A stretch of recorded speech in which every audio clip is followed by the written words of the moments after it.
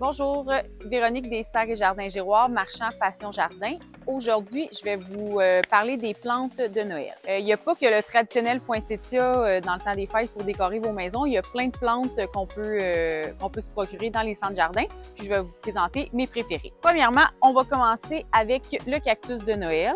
Qui est vraiment disponible en plusieurs couleurs. J'en ai emmené juste deux, un rose pâle, un rose plus foncé. Il y en a des blancs aussi, puis quelquefois des jaunes qui sont un petit peu plus rares. Le cactus de Noël, c'est une plante qui est vraiment facile. Ça prend un bon éclairage. Quand il est en fleur, il faut vraiment bien laisser sécher le terreau. Il ne faut pas le maintenir trop humide.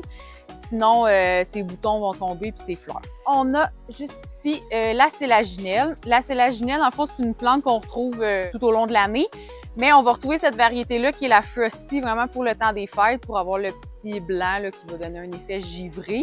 La sélaginelle, le truc, c'est une plante qui aime l'humidité. Fait que si vous avez une pièce d'une salle de bain qui est quand même lumineuse, l'humidité, elle va être très heureuse. Sinon, un terrarium. Donc, on garde toujours le sol légèrement humide. Puis on peut même mettre une petite coupe en dessous avec des petites billes d'argile ou de la petite roche avec toujours de l'eau pour conserver une humidité. C'est une belle petite plante là, qui est bien décorative pour le temps des fêtes. Le pin de Norfolk, qui est ici la Raucaria, qui est vraiment un petit sapin d'intérieur. Qu'est-ce qui est le fun, c'est qu'on peut le décorer pour le temps des fêtes, donc mettre des petites lumières, des petites boules de Noël. Le petit truc, c'est une plante pour l'hiver, ça y prend une atmosphère humide. Donc, un environnement qui est plus humide. Donc, une pièce, des fois, qui peut être un peu plus fraîche. Fait que c'est pas nécessairement l'idéal de le mettre près d'une source de chaleur ou un foyer. Ça peut faire sécher ses petites épines. Donc, on laisse le sol légèrement humide. On le laisse sécher à peu près de moitié. Un petit peu dans la même famille, pas dans la même famille, mais dans le même type, là, on a le Cupressus ici, Gold Crest. Celui-là, qu'est-ce qui est le fun, c'est que quand on touche ses tiges, il sent le citron. On peut l'avoir aussi là, dans d'autres couleurs, le vert un peu plus comme la Raucaria.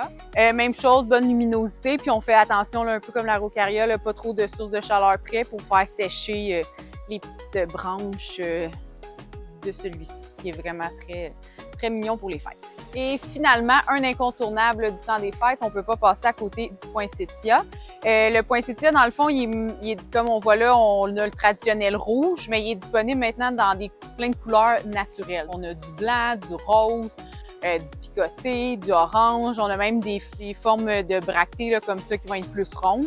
Donc, on a vraiment du choix pour tous selon votre décor. Le poinsettia, c'est vraiment une plante qui est facile d'entretien. Ça prend juste quelques petits trucs là, au niveau de l'arrosage pour pas qu'on l'échappe. Donc, qu'est-ce qui est important, c'est qu'on laisse le sol toujours légèrement humide. Faut jamais se rendre aux extrêmes. Donc, faut jamais le laisser trop sécher ou faut jamais le laisser trop humide. Aussi, ce qui est bien important, c'est qu'il n'y ait jamais d'eau dans la secoupe, si vous mettez une secoupe en dessous. Ou si, souvent on les achète, il y a un petit emballage cadeau.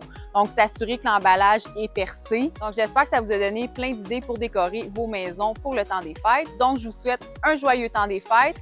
Puis, suivez-nous sur les réseaux sociaux pour d'autres capsules. Bonne journée!